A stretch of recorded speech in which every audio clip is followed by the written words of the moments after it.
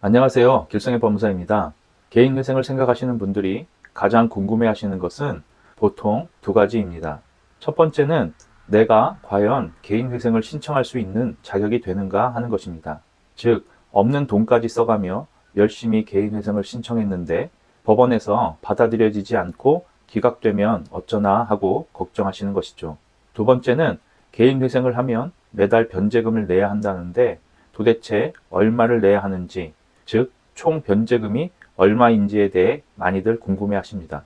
총 변제금이 얼마인지는 사실 본인의 재산과 소득의 수준에 따라, 그리고 부양가족이 있는지 없는지에 따라 달라지는 것이므로 신청인 개인마다 차이가 있을 수밖에 없습니다.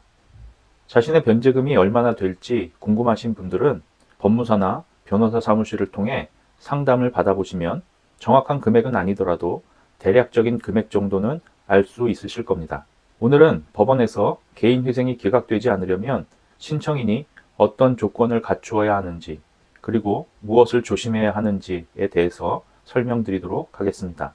개인회생이 기각되지 않으려면 첫째, 본인의 빚이 본인이 가지고 있는 재산보다 더 많아야 합니다.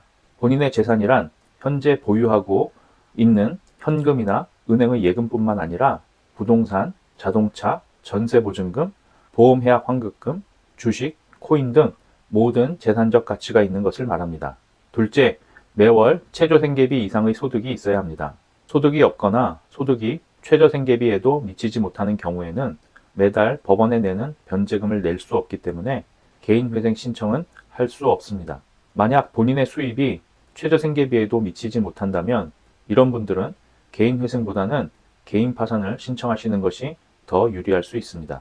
셋째, 자신의 채무 총액이 담보 없이 신용으로 빌린 무담보 채무인 경우에는 10억 원, 부동산이나 전세보증금 같은 담보를 제공하고 빌린 담보부 채무인 경우에는 15억 원 이하여야 합니다. 만약 채무가 이 금액을 초과한다면 이런 분들은 개인회생이 아닌 좀 더 까다로운 일반 회생을 신청할 수밖에 없습니다.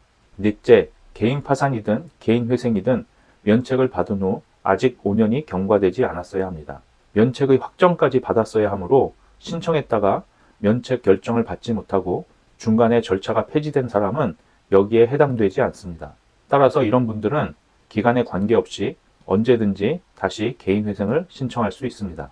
이 외에도 채무자회생법에서는 법원의 송달료 등 비용을 내지 않은 때에도 신청을 기각할 수 있다고 규정하고 있으나 실무에서 비용을 내지 않아 신청이 기각되는 일은 거의 없습니다. 오히려 실무에서 가장 많이 기각이 되는 사유는 채무자회생법 제595조 제2호에서 규정하고 있는 서류를 제출하지 아니하거나 허위로 작성하여 제출하거나 또는 법원이 정한 제출기한을 준수하지 아니한 때입니다.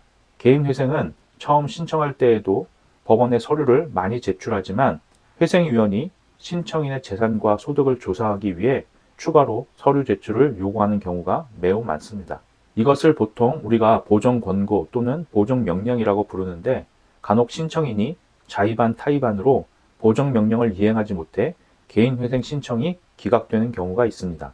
처음부터 성실하게 준비하고 신청하신 분들에게는 이런 일이 거의 없지만 간혹 본인의 재산이나 소득에 대해 허위로 신고하신 분들은 법원에서 추가 자료를 요구할 때 자신의 거짓이 들통날까 염려되어 보정명령에 응하지 못하고 있다가 그대로 기각이 되는 것입니다. 본인의 사회 경험만 믿고 자신을 과신해서 법원을 속일 수 있다고 생각한다면 그것은 큰 오산입니다. 법원은 오랜 기간 동안 개인 회생을 다루면서 쌓은 노하우를 가지고 있습니다.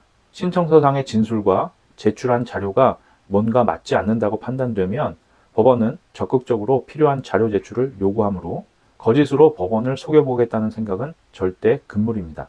실무에서는 이런 것만 아니라면 개인회생이 기각되는 일은 거의 없으므로 너무 염려하지 마시고 적극적으로 개인회생 제도를 이용해 보시기 바랍니다. 오늘의 영상이 도움이 되셨다면 좋아요, 구독 부탁드립니다. 감사합니다.